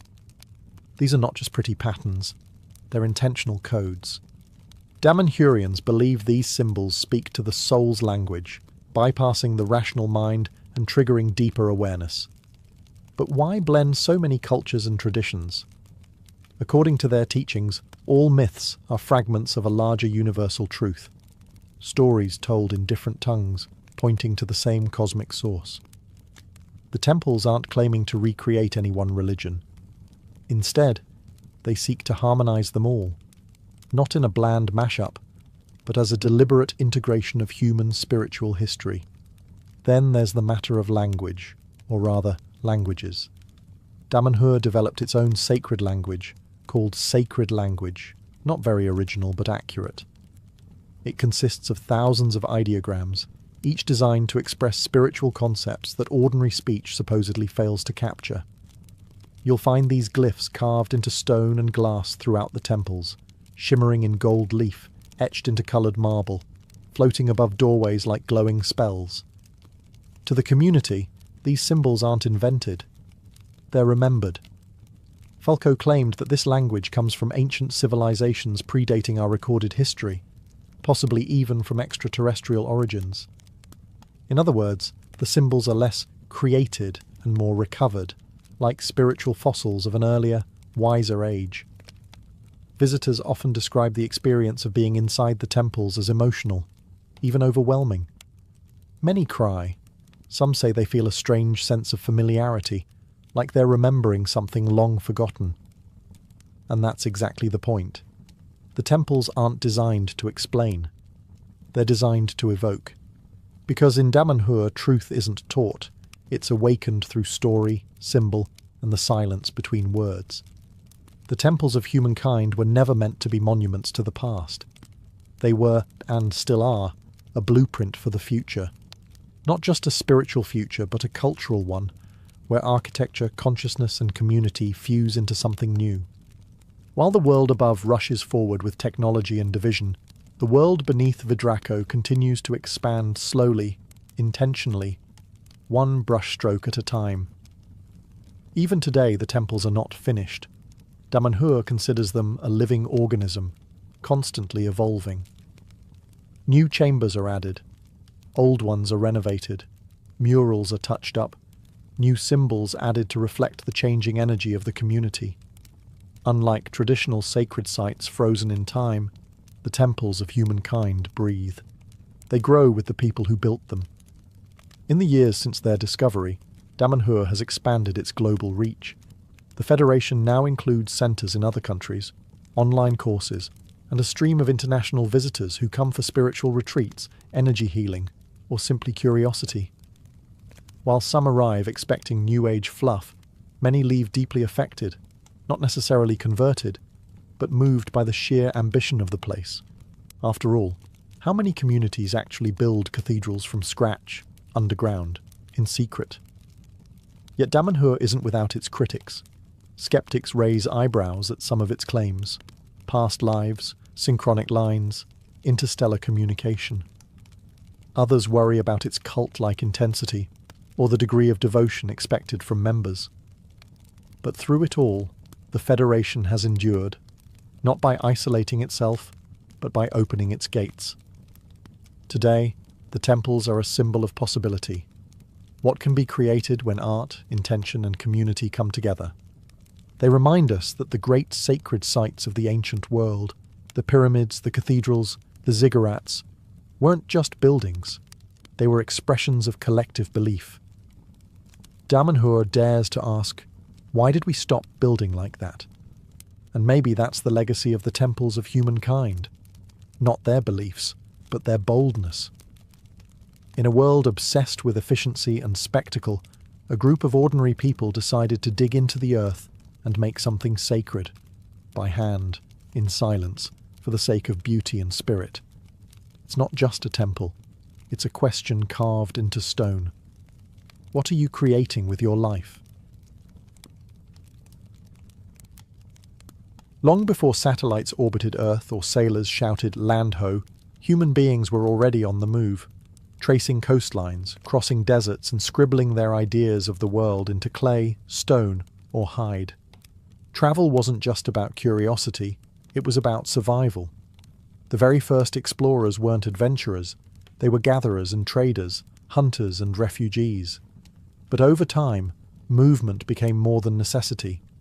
It became strategy, and eventually, it became legacy. The earliest maps weren't grand cartographic masterpieces. They were scratched patterns on cave walls, carvings on bones, or mental images passed down orally.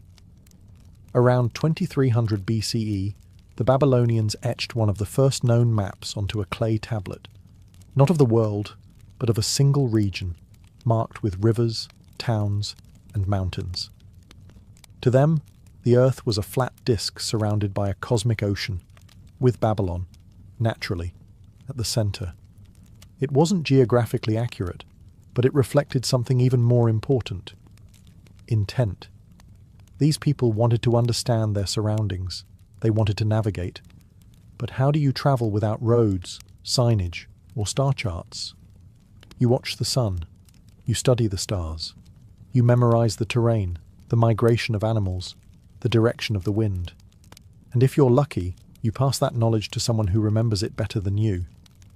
Ancient Polynesians, for instance, mastered navigation using ocean swells, bird flight paths, and the position of constellations. Meanwhile, traders in Mesopotamia followed river routes like the Tigris and Euphrates, turning seasonal floods into shipping lanes. In these early civilizations, travel was rarely solo. It was communal, slow, and often dangerous.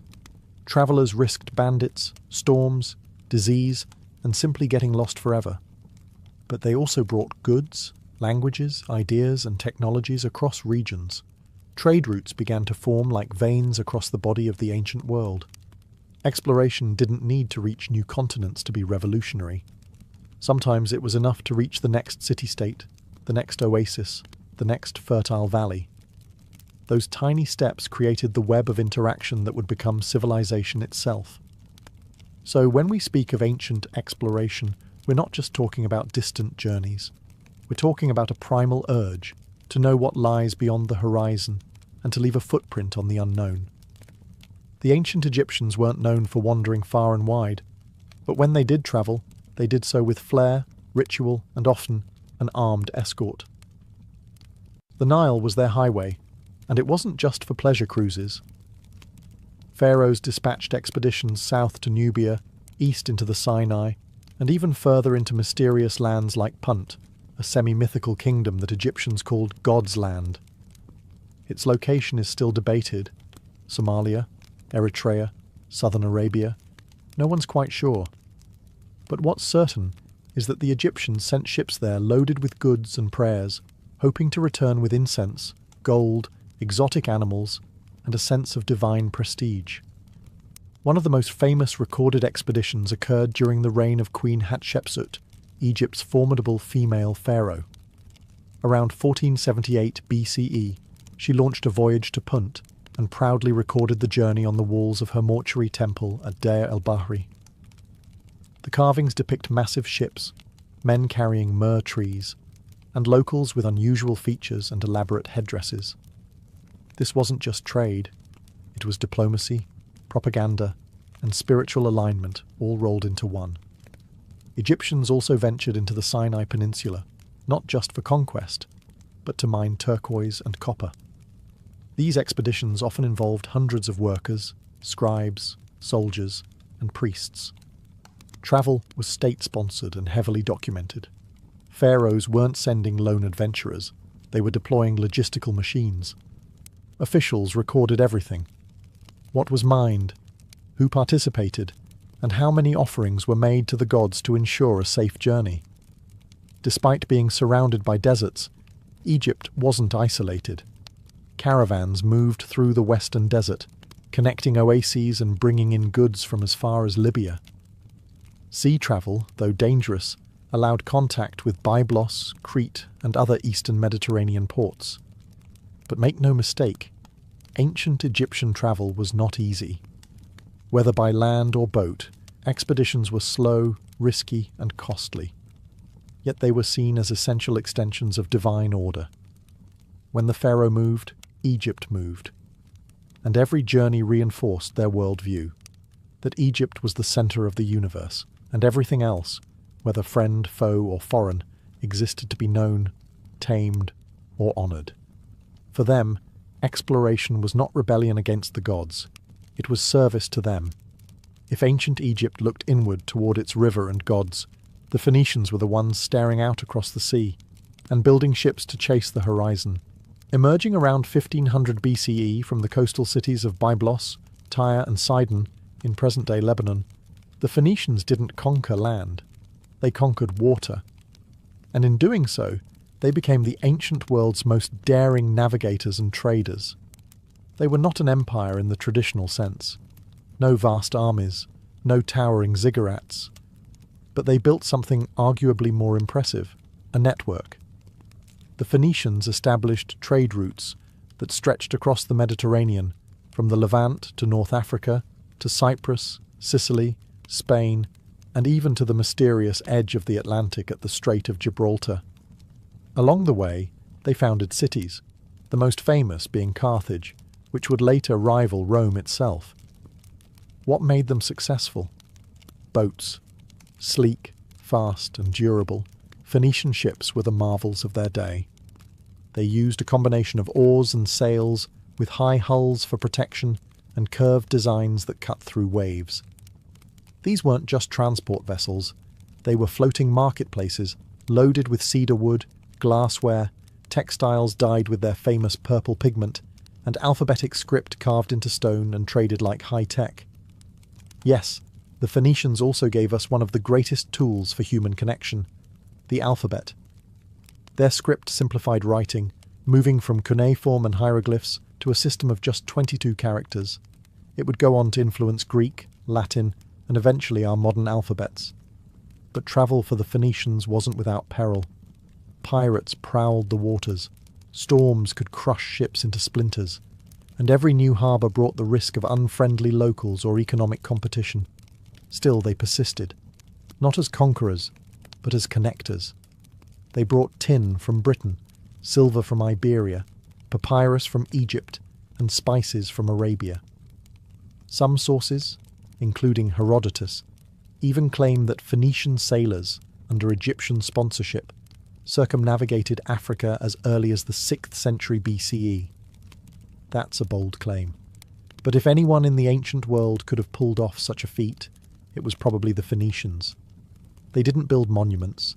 They built routes, and in doing so mapped the heart of the ancient world through wind, wave, and trade.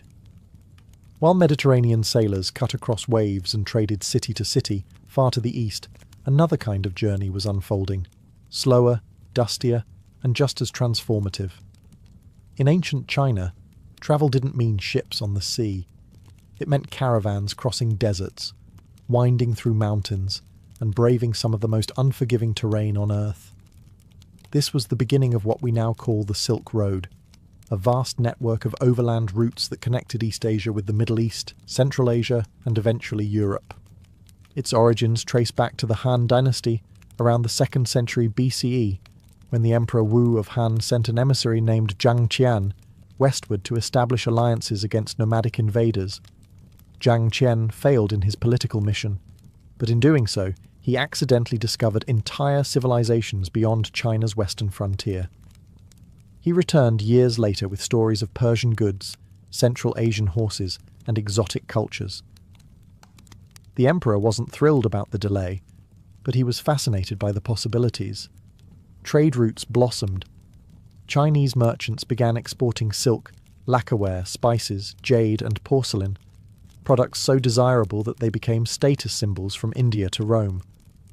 In return, caravans brought back horses, glassware, wool, and gold. But it wasn't just goods that travelled. Ideas, technologies, and religions crossed borders. Buddhism moved from India into China. Art styles merged. Instruments were exchanged. Even paper, invented in China, would eventually find its way west, revolutionizing written communication. But Silk Road travel was brutal. Caravans crossed the Taklamakan Desert, nicknamed the place from which no one returns. Sandstorms could bury travellers. Thieves lurked in remote passes, and the sheer distance, thousands of miles from Chang'an, modern Xi'an, to cities like Samarkand or Antioch, could take months or even years. Travellers relied on oases, where small trading cities flourished like green jewels in the desert: Dunhuang, Kashgar, Merv. No single empire controlled the whole road. It was kept alive by a patchwork of kingdoms, tribes, and city-states, each maintaining a piece of the route and taxing what passed through. And yet, despite its complexity, it worked, creating a web of connection that reshaped the ancient world. The Silk Road wasn't a single trail. It was a circulatory system, pumping life, belief, and ambition across continents. While deserts, rivers, and seas posed major obstacles to ancient travellers, the Persian Empire took a different approach. They built roads, long, durable, well-maintained roads, and not just for the sake of moving armies or goods. For the Achaemenid Persians, roads were the infrastructure of empire itself. a way to tie together a patchwork of conquered lands, languages, and cultures into a single coherent system. At the heart of this vision was the Royal Road, commissioned by Darius the Great in the 5th century BCE. Stretching over 1,500 miles from Susa in Persia to Sardis near the Aegean Sea, this highway connected the empire from east to west, enabling couriers, merchants, and military officers to traverse vast distances at unprecedented speed. Thanks to a system of relay stations with fresh horses and supplies, royal messengers could cover the entire route in just 7 to 9 days, a stunning achievement for the time. For comparison, the average traveller or caravan would take about 3 months. But the road wasn't just fast, it was secure. Patrols, fortifications, and outposts ensured safety for those who travelled under the king's banner. Travellers from across the empire, from Babylonian scribes to Greek diplomats, used the royal road not only to move goods, but to move ideas, rumours, and politics. In many ways, it became the empire's information superhighway. The Persian Empire's road system extended beyond the royal road, linking cities like Ecbatana, Persepolis, and Babylon, and stretching out toward Egypt, India, and Central Asia. Way stations called caravanserais offered rest and supplies for weary merchants and travellers. These structures would later become vital components of Islamic and Silk Road travel centuries down the line. More than just infrastructure, Persian roads symbolized the empire's desire to unite its many parts, not through force alone, but through connection. By standardizing coinage, weights, and languages used for official communication, the Persians made it easier for people to interact, trade, and participate in the imperial economy. In a world where most movement was slow and chaotic, Persia offered something revolutionary: order, structure, and a system designed for long-distance travel. In short, the Persians didn't just rule an empire, they engineered it. The Greeks weren't empire builders in the traditional sense, not early on at least. What they were, however, was incredibly curious. From Herodotus to Pytheas, Greek travellers roamed the ancient world seeking knowledge, trade, and sometimes just pure wonder. Exploration for them wasn't always about conquest. It was a way to ask questions, collect stories, and map the unknown. One of the earliest and most fascinating explorers was Pytheas of Massalia, modern Marseille, who around 325 BCE sailed beyond the known world, through the Straits of Gibraltar, up the Atlantic coast, and allegedly all the way to a mysterious northern land he called Thule. Many scholars believe he may have reached Iceland or Norway. He described strange phenomena like the midnight sun and frozen seas, things Mediterranean readers thought were mythical. But Pytheas wasn't a mythmaker. He was a scientist with a sailor's heart.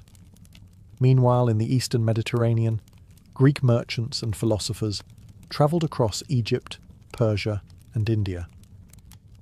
Alexander the Great's campaigns in the 4th century BCE blew the Greek world wide open, creating the Hellenistic era, where Greek became a lingua franca, from Athens to Bactria. Cities like Alexandria, Antioch, and Seleucia became crossroads for goods and ideas. Travel was no longer an exception, it was an expectation. Then came the Romans, the engineers of empire. The Romans took travel and paved it, quite literally. With their famous road system, they connected cities across Europe, North Africa, and the Middle East. At its peak, the Roman Empire boasted over 250,000 miles of roads, including more than 50,000 miles of stone-paved highways. Roads like the Via Appia, built in 312 BCE, were feats of engineering designed to last, and many of them still exist today. Roman roads served the military first, enabling legions to move rapidly to crush rebellions, but they also enabled commerce, postal services, pilgrimages, and even tourism. Wealthy Romans visited Greek temples, Egyptian pyramids, and spa towns in Gaul. Guidebooks and travel anecdotes became popular reading. To the Romans, travel wasn't just practical, it was a statement. Roads proved the empire's reach. If a road led to your town, it meant you mattered. And with every mile laid in stone, Rome reshaped the ancient world's sense of distance and connection. While land routes like the Silk Road carried caravans through deserts and mountains, another network, just as vast and ancient, stretched across the waters of the Indian Ocean. These were the maritime silk routes, connecting ports from East Africa to India, from the Arabian Peninsula to Southeast Asia. Long before the age of sail, sailors were navigating monsoon winds, crossing enormous distances and turning the ocean into a global marketplace. The key to it all? Monsoon winds, predictable seasonal currents that reversed direction each half of the year.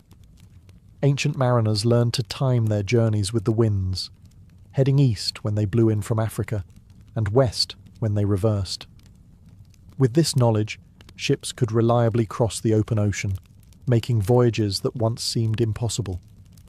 Indian merchants sailed from Gujarat and the Tamil coast, exporting spices, textiles, gemstones, and ivory. In return, they imported horses, incense, gold, and even exotic animals. Arab traders from ports like Aden and Oman carried goods to and from the Persian Gulf, while East African merchants in places like Rapta traded ivory and tortoiseshell. Chinese vessels, especially during the Han and later Tang dynasties, also ventured into the mix, exporting silk, ceramics, and lacquerware.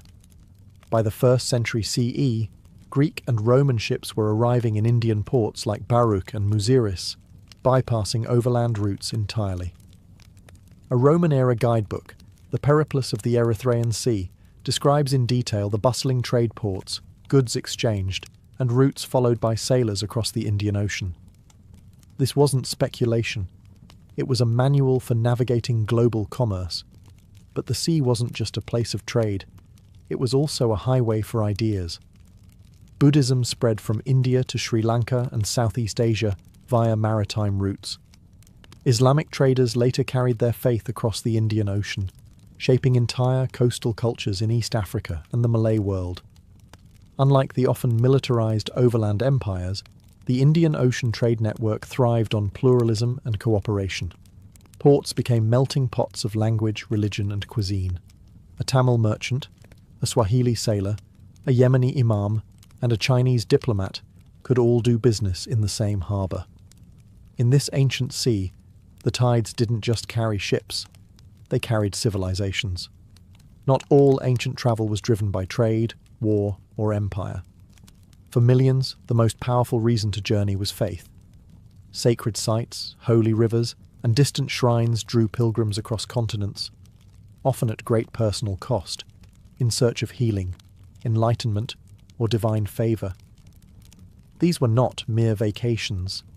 They were spiritual tests, acts of devotion in motion. In ancient India, pilgrimage was central to Hindu and Buddhist life. People travelled to bathe in the sacred Ganges, visit shrines like Varanasi or Bodh Gaya, or climb high into the Himalayas to seek out mountain hermitages. These journeys, often long and perilous, were believed to wash away karma and bring one closer to liberation. Buddhist monks journeyed not just within India, but beyond, spreading their faith along trade routes into Sri Lanka, Central Asia, China, and beyond. In Greece, pilgrims flocked to oracles like Delphi, where the priestess of Apollo spoke in riddles believed to reveal divine insight. Others visited healing sanctuaries like Epidaurus, where offerings and rituals were performed in hopes of curing ailments. These sacred journeys doubled as social and economic events, with vendors, entertainers, and civic ceremonies making pilgrimages community affairs. In the Roman Empire, religion was interwoven with state identity. Pilgrimages to temples and imperial cult centres were both acts of piety and political loyalty. Devotees might travel to the temple of Asclepius for healing or make the trek to Jerusalem, then under Roman control, as part of Jewish religious tradition, especially during festivals like Passover. Pilgrimage was also a cornerstone of Zoroastrian and Egyptian traditions. Ancient Persians travelled to fire temples, while Egyptians made sacred journeys along the Nile to participate in temple festivals, such as those at Abydos, believed to be the burial place of Osiris. These sacred travels often blurred the lines between spiritual and political space. Roads were maintained not just for armies or merchants, but for the faithful. Shrines emerged along trade routes, and temples doubled as inns for pilgrims. As a result, pilgrimage helped knit together vast regions with shared belief systems and sacred geographies. Ultimately, these journeys were more than physical. To travel in devotion was to symbolically leave behind one's ego, comforts, and attachments, and return transformed. The body moved across the land, but the soul journeyed far deeper. By the time the ancient world gave way to the medieval era, the foundations of global connectivity had already been laid, not by emperors alone, but by the countless travellers who braved the unknown. Merchants, pilgrims, explorers, and scholars had woven together a vast web of routes, overland and maritime, sacred and commercial, peaceful and perilous. What they left behind was not just footprints, but a legacy of exchange, of goods, ideas, faiths, and technologies that would shape civilizations for centuries. Travel changed everything. The spread of writing systems like the Phoenician alphabet helped standardize communication across borders. Religious movements, Buddhism, Christianity, Zoroastrianism, and later Islam, all owe their global reach to the steady footsteps of wandering teachers and believers. Spices from India flavoured Roman feasts. Chinese silk adorned Parthian kings. African gold crossed the Red Sea and ended up in Persian treasuries. But travel also reshaped how people thought about the world. Ancient geographers like Eratosthenes calculated the Earth's circumference with remarkable accuracy, using little more than sun angles and logic. Strabo and Ptolemy mapped continents using second-hand reports and daring assumptions. Even inaccurate maps were steps towards something larger, a vision of a connected Earth, where distant people were no longer myth, but fellow humans on different roads.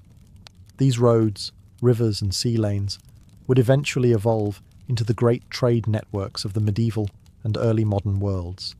The Silk Road would merge into Islamic caravan routes. Roman roads would be walked by Christian pilgrims. Indian Ocean sailing knowledge would be inherited by Arab, Chinese, and eventually European navigators. Perhaps most remarkably, the spirit of ancient travel, this urge to reach out beyond the known, endures. The modern world may be powered by engines and GPS, but its heart still beats with the same curiosity that drove Phoenician sailors, Chinese caravanners, and Egyptian emissaries thousands of years ago. They didn't have passports, credit cards, or travel insurance, but they had boldness and vision and an unshakable belief that the world beyond the mountains, the dunes, or the waves mattered, that what lay beyond the horizon was worth the risk. And because they believed that, we inherited a world tied together, not just by trade or conquest, but by human movement itself.